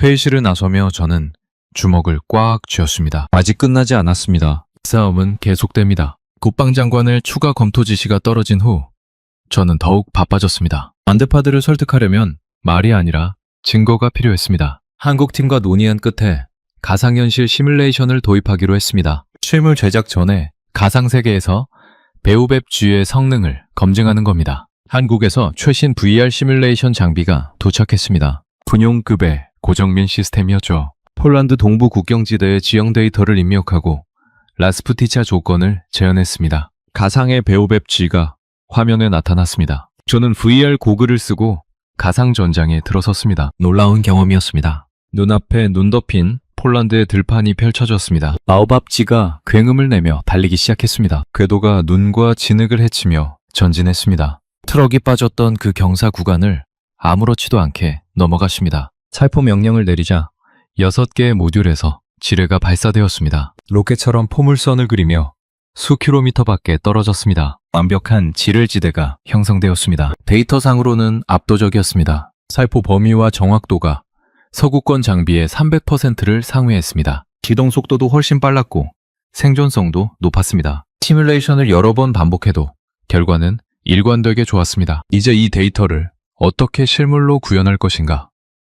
저는 걱정했지만 한국 팀은 이미 준비가 되어 있었습니다. 생산 라인 최적화 계획까지 마친 상태였습니다. 한국의 창원 공장과 폴란드의 현지 협력 공장을 연계해서 생산하는 방안이었습니다. 부품은 한국에서, 조립은 폴란드에서 기술 이전과 현지 고용 창출까지 고려한 계획이었습니다. 비판적이었던 군 관계자들이 시뮬레이션 결과를 보고 동요하기 시작했습니다. 한 장성이 VR 체험을 마치고 나서 중얼거렸습니다. 이게 정말 가능하다면 게임 체인저다. 국경 방어의 판도가 완전히 바뀌겠어. 저는 속으로 환호했습니다. 드디어 바람이 불기 시작했습니다. 하지만 아직 방심할 수 없었습니다. 반대파들이 완전히 물러선 건 아니었으니까요. 한국팀의 헌신은 계속되었습니다. 24시간 릴레이 작업이 한 달 넘게 이어졌습니다. 서울과 바르샤바를 오가는 화상회의가 매일 열렸습니다. 한국 연구원들은 폴란드의 요구에 즉각 대응했습니다. 문제가 생기면 다음날 아침에 해결책을 가져왔습니다. 그 성실함에 저는 감동받지 않을 수 없었습니다. 한 번은 새벽 3시에 긴급 회의가 열린 적이 있습니다. 시뮬레이션 중 예상치 못한 오류가 발견된 겁니다. 저는 걱정했지만 한국팀은 당황하지 않았습니다. 4시간 만에 원인을 찾아내고 수정 패치를 보내왔습니다. 잠도 안 자고 일한 거죠. 당신들은 언제 잠을 잡니까?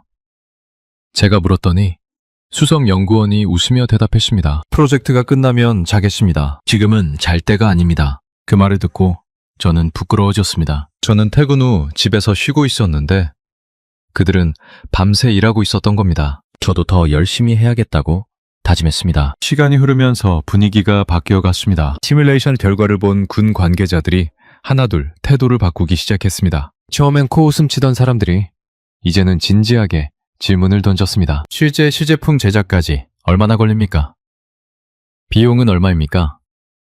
유지 보수는 어떻게 합니까? 한국팀은 모든 질문에 명확하게 답했습니다. 시제품 제작까지 6개월, 비용은 서방 대안의 70% 수준, 유지 보수는 폴란드 현지에서 가능하도록 기술 이전 포함. 그 답변에 질문자들은 고개를 끄덕였습니다. 6개월이라. 저는 그 시간이 영원처럼 느껴지기도 하고 순식간처럼 느껴지기도 했습니다. 우리에겐 촉박한 시간이지만 한국인들에겐 충분한 시간입니다. 저는 그들을 믿기로 했습니다. 도면 속의 전차가 살아 움직이기 시작했습니다. 우리의 상상이 강철이 되어가고 있었습니다. 모든 게 순조롭게 흘러가는 듯 했습니다. 시뮬레이션 결과도 좋았고 군 관계자들의 반응도 긍정적이었습니다. 국방장관도 승인을 검토 중이었습니다. 저는 드디어 끝이 보인다고 생각했습니다. 하지만 운명은 그렇게 호락호락하지 않았습니다. 어느 날 아침 긴급 보고가 들어왔습니다. 국경 인근에서 적의 대규모 기동 징후가 포착되었다는 내용이었습니다. 위성사진에 전차 부대가 찍혔고 통신 감청에서 이상 신호가 잡혔습니다. 전쟁의 기운이 엄습했습니다. 폴란드 전역에 비상경계령이 내려졌습니다. 연구소는 발칵 뒤집혔습니다. 회의실마다 긴장감이 감돌았습니다. 국방부에서 전화가 쏟아졌습니다. 바오밥치는 언제 준비됩니까? 실물이 없으면 어떻게 합니까? 대안은 있습니까? 저는 답할 수가 없었습니다. 아직 시제품도 없는데 전쟁이 터지면 어쩌죠? 설상가상으로 더 충격적인 소식이 날아왔습니다. 서구권 국가들이 전략물자 수출 제한을 걸었습니다. 바오밥지에 들어갈 일부 특수부품의 공급이 중단된 겁니다. 표면적인 이유는 국제정세 불안으로 인한 안보 조치였지만 실제로는 한국과의 협력을 방해하려는 의도가 분명했습니다. 부품 목록을 확인하고 저는 멍해졌습니다. 고성능 센서, 정밀 유도 시스템, 특수합금 모두 서방에서만 구할 수 있는 것들이었습니다. 이것들 없이는 배우백지를 완성할 수 없습니다. 설계도가 아무리 완벽해도 부품이 없으면 종이 조각에 불과합니다. 서방 업체들의 비열한 제안이 도착했습니다. 한국과의 협력을 중단하면 우리가 기존 모델을 싸게 주겠다. 납기도 단축해주겠다. 한국을 버리고 우리와 손잡아라. 저는 분노가 치밀었습니다. 이건 협박입니다. 동맹이 이래도 됩니까? 내부에서도 동료가 이러십니다. 거봐라. 한국과 하면 이런 공급망 문제가 생긴다. 반대파들이 다시 고개를 들었습니다. 서방 부품 없이 어떻게 무기를 만들겠나. 처음부터 한국을 선택한 게 실수야. 이제라도 돌아서자. 저는 사면 초가에 몰렸습니다. 적은 국경 밖에서 압박하고 동맹은 뒤에서 칼을 꽂고 내부에서는 배신자 취급을 받습니다. 이 모든 것을 어떻게 감당해야 할까요? 자연까지 우리 편이 아니었습니다. 이례적인 폭우가 며칠째 계속되었습니다. 국경지대의 지형이 변해버렸습니다. 원래 계획했던 테스트 장소가 완전히 침수되었습니다. 기존 설계가 무용지물이 돼 위기였습니다. 새로 지형 분석을 해야 했습니다. 저는 극심한 심리적 압박에 시달렸습니다. 잠을 자도 개운하지 않았습니다. 악몽을 꿨습니다. 전차가 진흙에 빠지고 병사들이 쓰러지고 국경이 무너지는 꿈. 땀에 젖어 깨어나면 천장을 멍하니 바라보았습니다. 모든 것이 무너지는가? 우리는 정말 실패할 운명인가? 절망이 밀려왔습니다. 시간은 없고 적은 오고 우방은 배신했습니다. 저는 어둠 속에서 길을 잃은 기분이었습니다. 그때 휴대폰이 울렸습니다. 이한 부사장이었습니다. 카스페르 위원님, 지금 바로 만나야 합니다. 중요한 게 있습니다. 저는 지친 몸을 이끌고 약속 장소로 향했습니다. 무슨 소식일까? 좋은 소식일 리 없다고 생각했습니다. 이 상황에서 좋은 소식이 어디 있겠습니까? 하지만 이한 부사장의 목소리에는 이상하게도 절망이 없었습니다. 오히려 희망이 담겨 있는 것 같았습니다. 도착하니 그가 서류 봉투를 들고 있었습니다. 봉투를 열자 두꺼운 서류 뭉치가 나왔습니다. 표지에는 배우백지, 대안설계 플랜 B라고 적혀 있었습니다. 저는 눈이 커졌습니다. 이게 뭡니까? 유럽 부품이 없어도 완성할 수 있는 설계입니다. 저희가 준비해뒀습니다. 저는 믿을 수 없었습니다. 그들은 이미 서방의 배신을 예측하고 대안을 준비하고 있었던 겁니다. 이한 부사장이 건넨 서류 봉투를 열었을 때 저는 손이 떨렸습니다. 플랜 B라는 제목이 눈에 들어왔습니다. 유럽 부품 없이도 완성 가능한 대체 설계도. 저는 페이지를 넘기며 내용을 확인했습니다. 놀라움이 충격으로 바뀌었습니다. 그들은 정말로 모든 핵심 부품을 한국산으로 대체하는 설계를 준비해 놓았습니다. 고성능 센서는 한국의 한화 시스템에서 개발한 국산 제품으로 교체. 정밀 유도 시스템은 국방과학연구소와 공동 개발한 기술로 대응. 특수합금은 포스코에서 생산하는 군용 강판으로 변경. 하나하나가 구체적이고 실현 가능한 대안이었습니다. 이걸 언제 준비한 겁니까? 저는 물었습니다. 처음부터요. 이한 부사장이 대답했습니다. 저희는 서방의 태도를 알고 있었습니다. 그들이 방해할 거라는 건 예상했습니다. 그래서 처음부터 두 가지 트랙으로 설계를 진행했습니다. 유럽 부품을 쓰는 플랜 A, 한국 부품만으로 완성하는 플랜 B. 플랜 B가 필요 없기를 바랐지만 결국 이렇게 되었네요. 저는 할 말을 잃었습니다. 이 사람들은 대체 몇 수 앞을 내다보는 걸까요? 서방이 부품 공급을 끊을 거라는 걸 미리 예측하고 대안을 준비해 놓다니. 그것도 설계만 한 게 아니라 부품 조달 계획, 생산 일정, 품질 검증 절차까지 다 갖춰 놓았습니다. 한국산 부품으로 바꾸면 성능이 떨어지지 않습니까? 저는 걱정이 되어 물었습니다. 이한 부사장이 고개를 저었습니다. 오히려 일부는 더 좋습니다. 솔직히 말씀드리면 저희가 플랜 A에 유럽 부품을 넣은 건 정치적 이유였습니다. 폴란드 내부에서 순수 한국산에 대한 저항이 있을 거라고 생각했거든요. 그래서 유럽 부품을 일부 섞어서 받아들이기 쉽게 만든 겁니다. 하지만 기술적으로는 한국산이 더 낫습니다. 그 말이 사실인지 확인하기 위해 저는 설계도를 꼼꼼히 검토했습니다. 수치를 비교하고 시뮬레이션 데이터를 분석했습니다. 놀랍게도 그의 말이 맞았습니다. 한국산 센서의 정밀도가 유럽 제품보다 높았고 유도 시스템의 반응 속도도 빨랐습니다. 특수 합금의 강도도 동등 이상이었습니다. 이제 결정을 내려야 했습니다. 플랜 B로 전환하려면 국방장관의 승인이 필요했습니다. 하지만 시간이 없었습니다. 적의 위협은 눈앞에 있고 서방의 부품 공급은 끊겼습니다. 더 이상 주저할 여유가 없었습니다. 저는 제 직을 걸고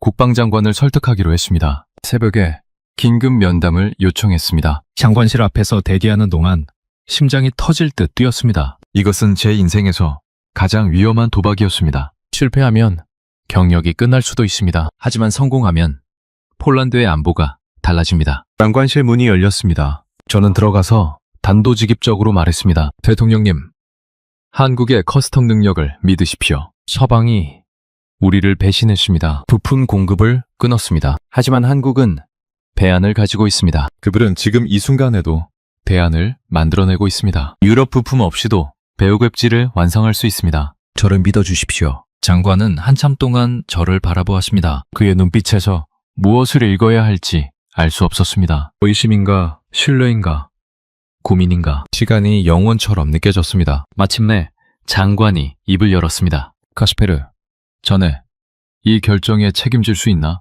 네, 대통령님. 제 목을 걸겠습니다. 또다시 침묵이 흘렀습니다. 장관이 책상 위에 서류를 정리하더니 펜을 집어들었습니다. 그리고 승인서에 서명했습니다. 한국산 부품으로 전면 교체, 설계를 확정하고 제작에 착수하게. 저는 고개를 숙여 인사했습니다. 눈시울이 뜨거워졌습니다. 감사합니다, 대통령님. 반드시 성공시키겠습니다. 장관실을 나서자마자 한국팀에 연락했습니다. 승인이 났습니다. 플랜 B로 갑니다. 전화기 너머로 환호성이 터져나왔습니다. 한국 본사에서 즉시 답신이 왔습니다. 모든 준비 완료. 48시간 내에 최종 설계도를 송구합니다. 48시간. 서방 업체들이었다면 몇 달이 걸렸을 일입니다. 한국은 이틀 만에 해내겠다고 했습니다. 저는 그들의 속도에 다시 한번 감탄했습니다. 이것이 바로 한국의 힘입니다. 어떤 장애물도 그들의 속도를 막을 수 없습니다. 사무실로 돌아가는 길.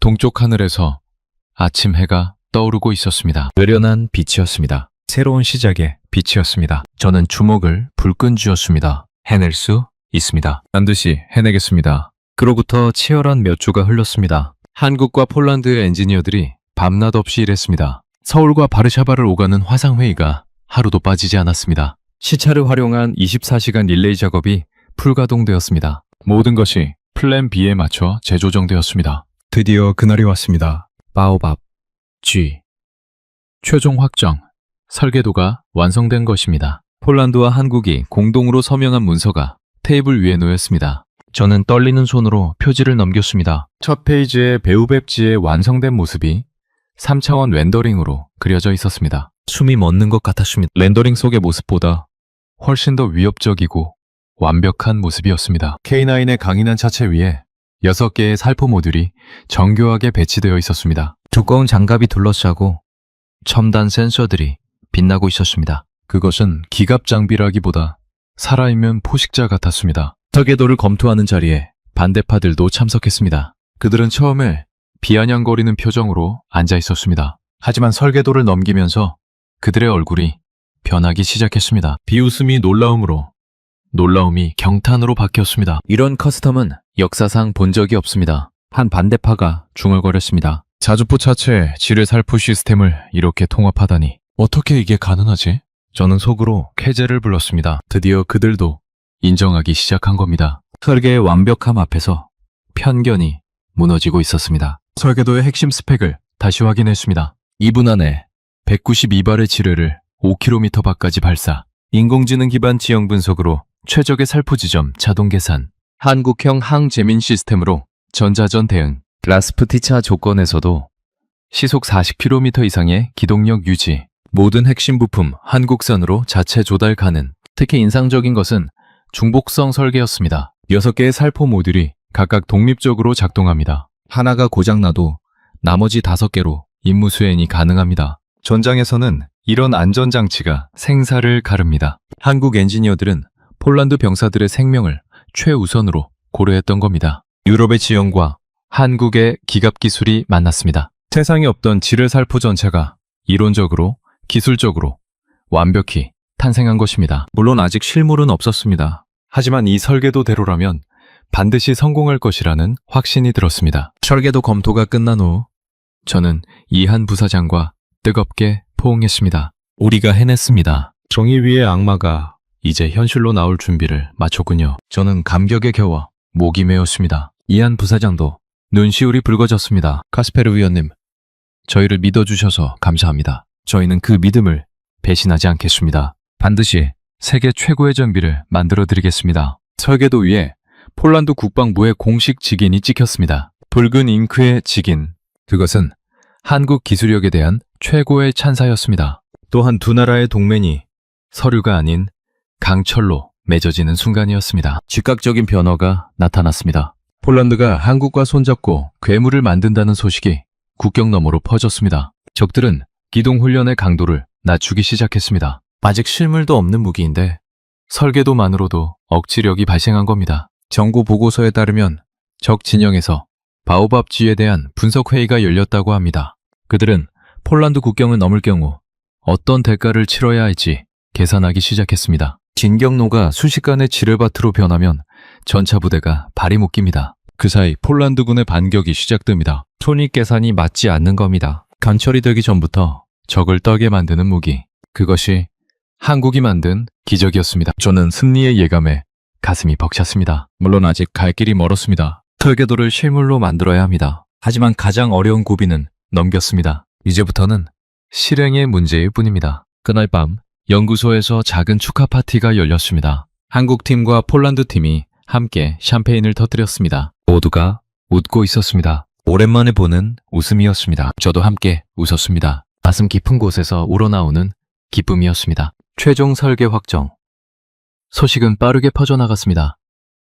폴란드 국내는 물론 국제사회에서도 주목하기 시작했습니다. 외신 기자들의 문의가 쏟아졌습니다. 폴란드가 한국과 손잡고 신형 무기를 개발한다는 소식이 기사화되었습니다. 저는 언론 인터뷰에 응했습니다. 질문 대부분은 왜 서방 무기가 아닌 한국 무기를 선택했느냐는 것이었습니다. 저는 솔직하게 대답했습니다. 서방 업체들은 우리의 요구를 들어주지 않았습니다. 기존 제품에 우리를 맞추라고 했죠. 한국은 달랐습니다. 우리가 필요한 것을 만들어주겠다고 했습니다. 그리고 실제로 해냈습니다. 선택은 어렵지 않았습니다. 기사가 나가자 반응이 뜨거웠습니다. 폴란드와 한국의 기술 결합은 나토 기갑 전술의 패러다임을 바꿨다. 한 외신은 이렇게 평가했습니다. 또 다른 매체는 한국의 방산 수출이 새로운 시대를 열었다고 보도했습니다. 서방 방산업체들은 뒤늦게 반응했습니다. 그들은 한국의 커스텀 대응력을 배우겠다며 한국을 방문하기 시작했습니다. 몇 달 전만 해도 한국을 비웃던 사람들이었습니다.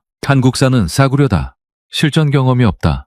믿을 수 없다. 그렇게 말하던 사람들이 이제는 배우러 왔습니다. 세상이 바뀐 겁니다. 저의 입지도 완전히 달라졌습니다. 한때 연구소에서 왕따 취급을 받던 제가 이제는 미래 전력의 개척자로 불렸습니다. 국방부 고위층 회의에 정기적으로 초대받았고 장관과 직접 대화하는 일이 잦아졌습니다. 후배 연구원들이 조언을 구하러 찾아왔습니다. 가장 기뻤던 건 국경지대 병사들의 반응이었습니다. 출장차 동부전선을 방문했을 때 젊은 병사가 저에게 다가왔습니다. 의원님, 배우밥쥐가 정말 배치되는 겁니까?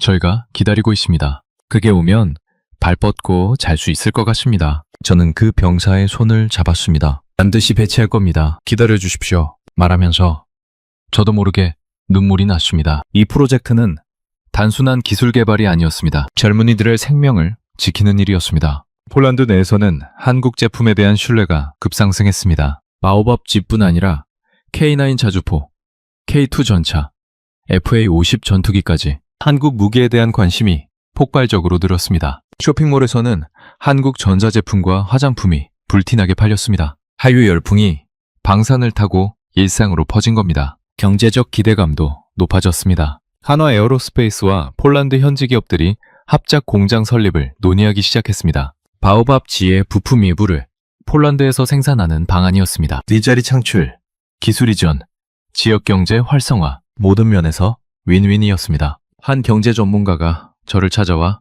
인터뷰를 요청했습니다. 그는 배오밥쥐 프로젝트가 폴란드 경제에 미칠 영향을 분석하고 있었습니다. 위원님, 이 프로젝트는 단순한 무기 도입이 아닙니다. 한국과의 기술 동맹이 폴란드의 산업 구조를 바꿀 수 있습니다. 방산뿐 아니라 자동차, 전자, 조선까지 협력이 확대될 겁니다. 저는 동의했습니다. 한국은 단순히 무기를 파는 나라가 아닙니다. 동맹의 고민을 해결해주는 솔루션 파트너입니다. 우리가 필요한 것을 만들어주고 기술을 나눠주고 함께 성장하자고 합니다. 이런 파트너가 어디 있습니까? 미래에 대한 기대가 부풀었습니다.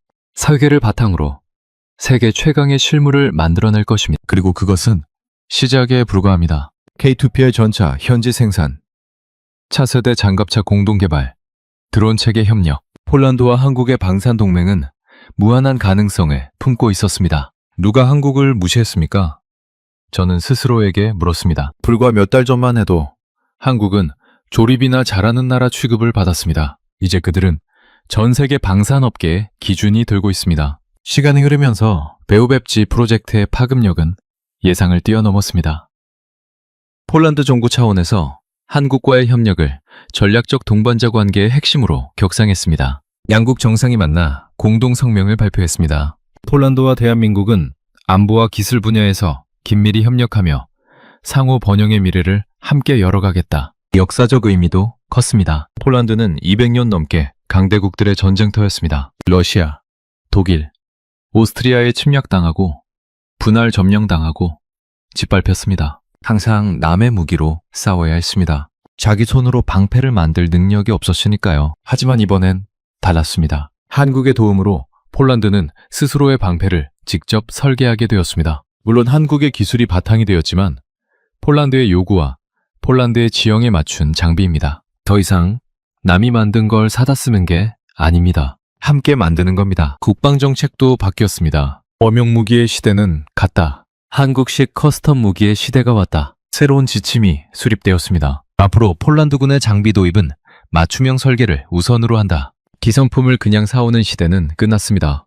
나토에서도 주목하기 시작했습니다. 사무총장이 이례적인 발언을 했습니다. 한국의 유연함이 유럽의 안보 공백을 메우고 있다. 서방 업체들이 거절한 것을 한국이 해결해주고 있다. 이것은 동맹의 새로운 모델이다. 저는 나토 본부에서 열린 세미나에 초대받아 베오백지 프로젝트를 발표했습니다. 유럽 각국의 군 관계자들이 참석했습니다. 발표가 끝나자 질문이 쏟아졌습니다. 한국 업체와 어떻게 협력했습니까?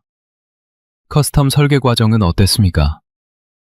비용 대비 효과는 어떻습니까? 저는 1시간 넘게 질문에 답했습니다. 관계자들의 눈빛이 진지했습니다. 그들도 비슷한 고민을 하고 있었던 겁니다. 서방 무기가 자국 지형에 맞지 않는 문제, 커스텀을 거부하는 업체들의 태도, 비싸고 느린 납기, 폴란드만의 문제가 아니었습니다. 세미나가 끝난 후 여러 나라 대표들이 저에게 명함을 건넸습니다. 폴란드의 경험을 배우고 싶다고요. 한국 업체를 소개해 줄 수 있느냐고요. 저는 기꺼이 연락처를 공유했습니다. 바오밥지 프로젝트가 유럽 전체로 확산될 조짐이 보였습니다. 문화적 파급 효과도 무시할 수 없었습니다. 폴란드 공과대학에서는 한국의 빨리빨리 문화와 철저함을 연구하는 강의가 개설되었습니다. 한국이 어떻게 짧은 시간에 방산 강국이 되었는지 분석하는 학술 논문이 발표되었습니다. 학생들 사이에서 한국 유학 붐이 일었습니다. 한국어 학원도 문전성시였습니다. 젊은 엔지니어들이 한국 기업과 일하기 위해 한국어를 배우기 시작했습니다. 한국 드라마와 K-팝은 이미 유행이었지만 이제는 거기에 한국 기술이 추가되었습니다. 멋있는 것과 실용적인 것이 결합된 겁니다. 바오밥지를 넘어 다양한 후속 프로젝트가 논의되기 시작했습니다. 차세대 장갑차 공동 개발, 드론 체계 기술 협력, 방공 시스템 공동 연구, 한화에어로스페이스뿐 아니라 다른 한국 기업들도 폴란드 시장에 진출하기 시작했습니다. 양국의 협력은 방산을 넘어 전 산업으로 확대되었습니다. 한국은 멀리 떨어진 이국 땅 폴란드의 가장 든든한 형제가 되었습니다. 지리적으로는 지구 반대편에 있지만 마음은 가장 가까운 동맹이 되었습니다. 저는 이 변화를 직접 목격하고 그 변화의 일부가 된 것이 자랑스러웠습니다. 한국을 믿으십시오. 그들은 당신이 꿈꾸는 무기를 현실로 만들어줄 유일한 나라입니다. 저는 기회가 될 때마다 이 메시지를 전했습니다. 그리고 그 말은 점점 더 많은 사람들에게 퍼져나갔습니다. 바오밥지 프로젝트를 통해 저는 완전히 바른 사람이 되었습니다. 예전에 저는 숫자와 규격서만 믿는 완고한 엔지니어였습니다. 실전 기록이 없으면 무시하고 서방 기술만이 정답이라고 확신했죠. 한국, 조립이나 잘하는 나라라고 치부했습니다. 지금의 저는 다릅니다. 숫자도 중요하지만 그 숫자 뒤에 있는 사람의 의지가 더 중요하다는 걸 깨달았습니다. 기술의 유연함, 고객의 말에 귀 기울이는 자세, 불가능을 가능으로 바꾸려는 집념. 한국 엔지니어들에게서 배운 것들입니다. 최고의 무기는 가장 비싼 무기가 아닙니다. 현장의 목소리를 가장 잘 듣는 무기입니다. 이것이 제가 얻은 교훈입니다. 서방의 비싼 장비들은 화려하지만 우리 땅에 맞지 않았습니다. 한국은 우리가 필요한 것을 물었고 그에 맞춰 설계했습니다. 그 차이가 결과를 갈랐습니다. 매일 아침 저는 메오백지의 양산 계획서를 검토하며 출근합니다. 설계가 확정된 후 시제품 제작이 시작되었습니다. 한국의 창원 공장과 폴란드의 협력 공장에서 동시에 작업이 진행되고 있습니다. 진척 상황을 확인할 때마다 가슴이 설렙니다. 종이 위의 설계가 강철로 바뀌어가고 있습니다. 저의 새로운 목표는 더 큽니다. 한국의 엔지니어들과 함께 전 세계 어디에도 없는 기갑 생태계를 구축하려 합니다. 바오밥지는 시작에 불과합니다. 차세배 전차, 장갑차, 지원 차량까지 폴란드군 전체를 한국식 커스텀 플랫폼으로 무장시키는 것이 꿈입니다. 더 이상 적의 위협에 가슴 졸이지 않습니다. 예전엔 국경 너머의 움직임에 매일 불안했습니다. 적이 언제 쳐들어올지, 우리가 막을 수 있을지. 하지만 이제는 다릅니다. 우리에겐 한국과 함께 만든 철의 장벽 설계도가 있습니다. 그것이 실물이 되는 날, 폴란드의 국경은 난공불락이 될 것입니다. 돌이켜보면 그간의 갈등과 실패는 다 의미가 있었습니다. 반대파들의 비난, 스승님의 질책, 테스트 실패의 좌절, 서방의 배신, 그 모든 것이 저를 단련시켰고 한국이라는 진정한 파트너를 알아보게 해주었습니다. 고난 없이는 깨달음도 없는 법입니다. 한국에 대한 찬사를 아끼지 않습니다. 한국은 세계 무기 시장의 2단하에서 이제는 없어서는 안 될 창조자가 되었습니다. 불과 몇십 년 전만 해도 가난한 나라였습니다. 전쟁의 폐허에서 일어나 세계 최고의 기술력을 갖추기까지 그 과정이 기적이 아니면 무엇이겠습니까? 저는 한국의 역사에서 폴란드의 미래를 봅니다. 한국도 한때 강대국들 사이에서 시달렸습니다. 식민 지배를 받았고 전쟁으로 초토화되었습니다. 하지만 포기하지 않았습니다. 스스로 일어서서 세계를 놀라게 했습니다. 폴란드도 그렇게 될 수 있습니다. 한국과 함께라면요. 미래를 생각하면 희망이 샘솟습니다. 우리 아이들은 더 이상 전쟁을 걱정하지 않아도 될 것입니다. 바오밥 지가 그들의 국경을 지킬 것이기 때문입니다. 저의 딸이 자라서 평화로운 폴란드에서 살 수 있다면 제가 바친 모든 노력이 보상받는 겁니다. 가끔 서재에 앉아 책상 위에 사진들을 봅니다. 한국 방문 당시 찍은 단체 사진, 이현 부사장과 악수하는 장면, 설계 확정 축하 파티에서 샴페인을 터뜨리는 모습, 그 순간들이 생생합니다. 작은 태극기와 폴란드 국기가 나란히 책상 위에 놓여 있습니다. 두 나라의 우정을 상징하는 것들입니다. 제 인생에서 가장 잘한 일은 한국인의 손을 맞잡은 것입니다. 처음엔 의심했고 편견을 가졌고 무시했습니다. 하지만 그들은 인내심 있게 저를 설득했고 진심을 보여주었고 결국 저를 변화시켰습니다. 저는 그들에게 영원히 감사할 것입니다. 창밖을 바라봅니다. 바르샤바의 하늘이 맑습니다. 저 하늘 아래 폴란드의 국경이 있고 그 국경을 지킬 바오밥지가 곧 배치될 것입니다. 저는 당당하게 그 국경을 응시합니다. 더 이상 두렵지 않습니다. 지금까지 시의 사연 어떠셨나요? 세상이 안 된다고 할 때 가능하다고 말하며 대안을 제시하는 것, 그것이 한국의 저력입니다. 사방 업체들은 불가능하다고 했습니다. 커스텀은 안 됩니다. 기성품 중에서 고르세요. 한국은 달랐습니다. 언제까지 필요하십니까? 어떤 스펙을 원하십니까? 고객의 말에 귀 기울이고 해결책을 찾아내고 끝까지 해내는 것, 그것이 한국을 세계 방산 시장의 강자로 만들었습니다. 여러분, 폴란드의 국경을 지킬 이 악마의 전차, 바오밥쥐의 실제 모습이 기대되시지 않으십니까? K9 자주포의 강인한 차체 위에 6개의 지뢰, 살포 모듈이 올라가고 2분 안에 192발의 지뢰를 쏘아대는 괴물, 세상이 없던 무기가 한국의 손에서 태어나고 있습니다. 긴 시간 시청해주셔서 진심으로 감사드립니다. 오늘 이야기가 여러분의 가슴에 뜨거운 무언가를 남겼다면 좋겠습니다. 한국인이라는 사실에 자부심을 느끼셔도 좋습니다. 우리의 기술이, 우리의 열정이, 우리의 진심이 세계를 바꾸고 있으니까요. 여러분들의 생각을 댓글로 남겨주세요. 여러분의 관심이 더 좋은 콘텐츠를 만드는 원동력이 됩니다. 감동을 향한 여정, 감동여인이었습니다. 감사합니다.